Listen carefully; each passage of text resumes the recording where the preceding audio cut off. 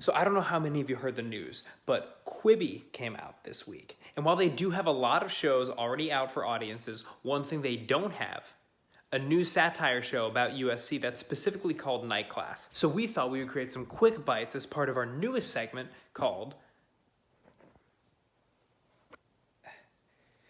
Quibi, Please Give Us a Show. First up is our food correspondent, Seth, who is home right now with his parents. Seth, how's everything going? What's up, Quibi? It's your boy Seth, back here with some food reviews. But because I'm quarantined and I can't cook for a family of 5, time for some mom food reviews. Let's see what she's cooking. Mom, what are you cooking? Short ribs braised in red wine. Interesting.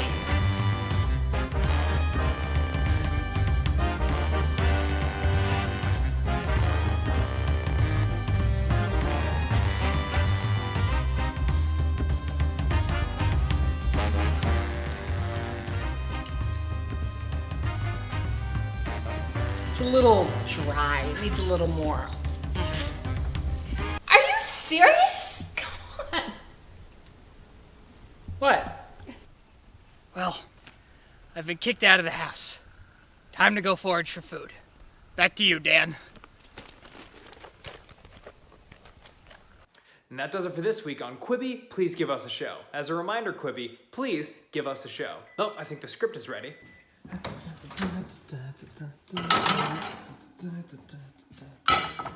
Nice.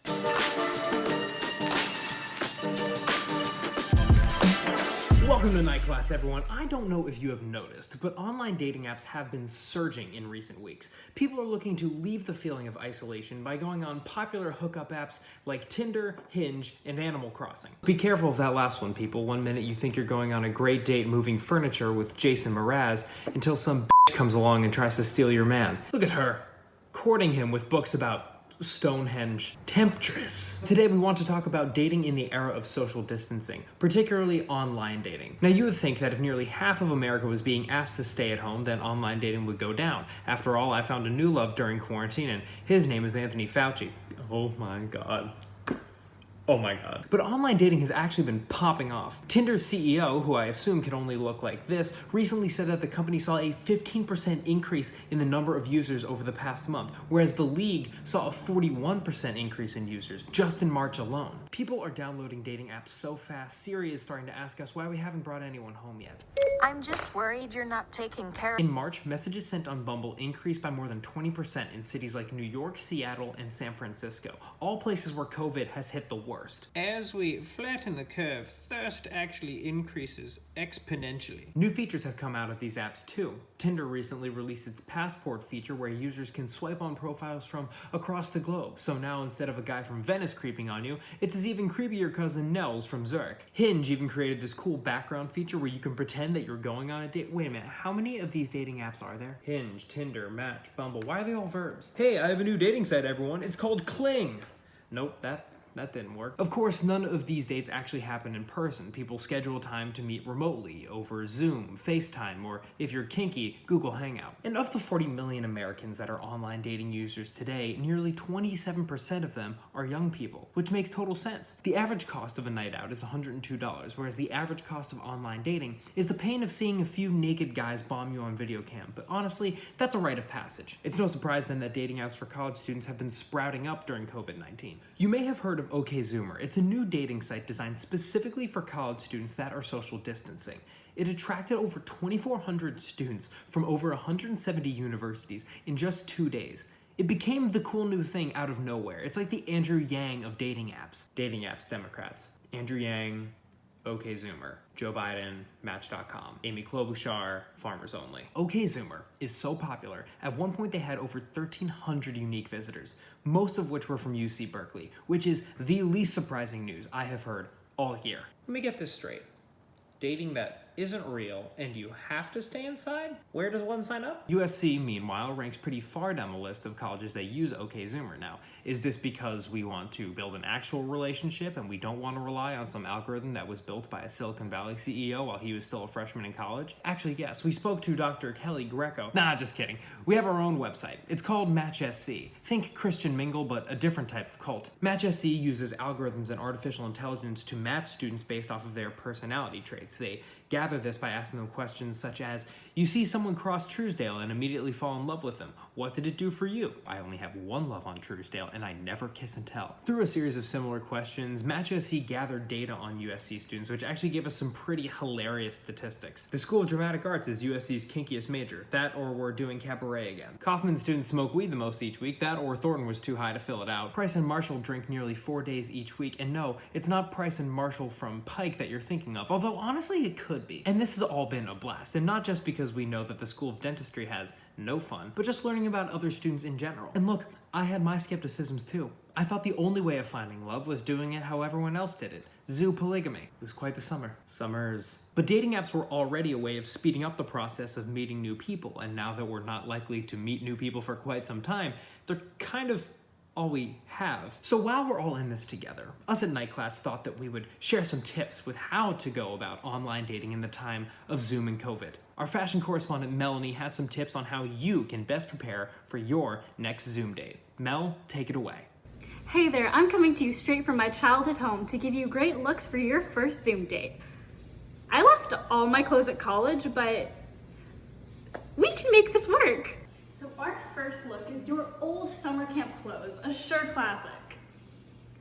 Here we have your mom's old work clothes from before she gave up all of her dreams to raise you.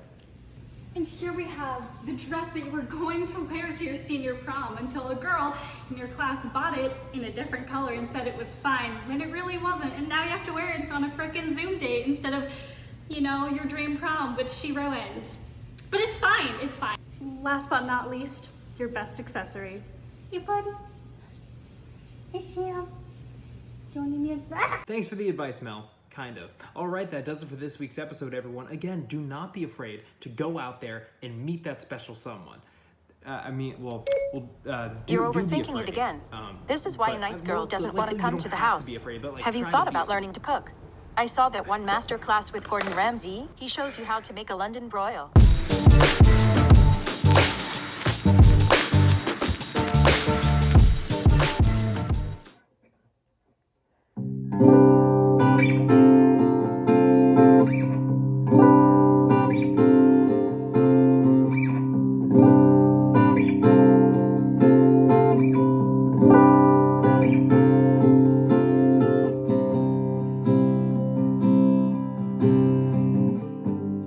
Murky waters, foggy skies. Was it tears or twinkles in your eyes? Jumping puddles in my brain, but I'm not drenched in any rain. I keep taking shelter from storms that never come. My mental condensation, my heart a thunder drum. But I'm halfway there, I'm halfway there, I'm halfway to thinking I'm okay.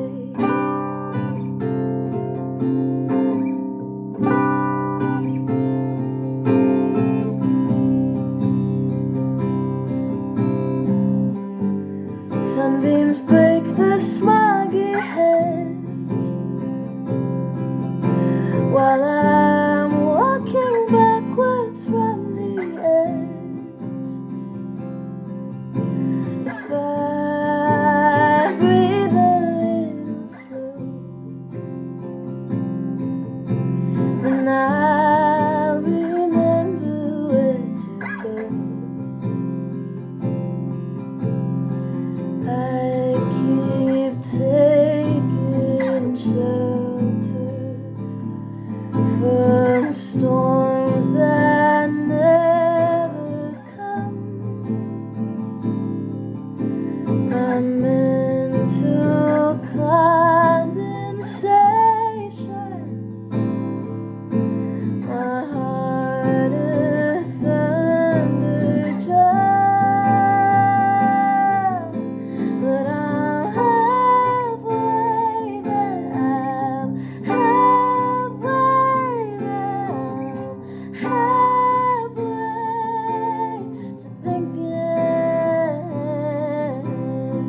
think